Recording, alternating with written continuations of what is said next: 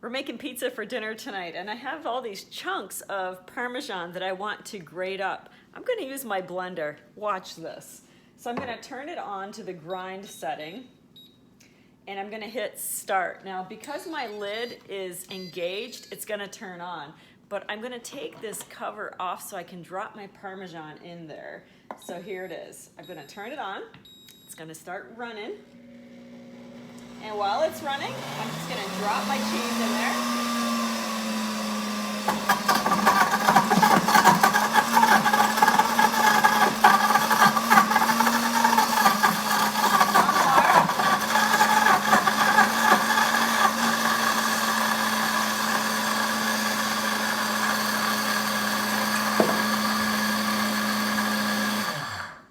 All right, watch this. This reminds me of my husband's grandmother. She's Italian, and she always had her cheese grated like this. So check this out, you guys.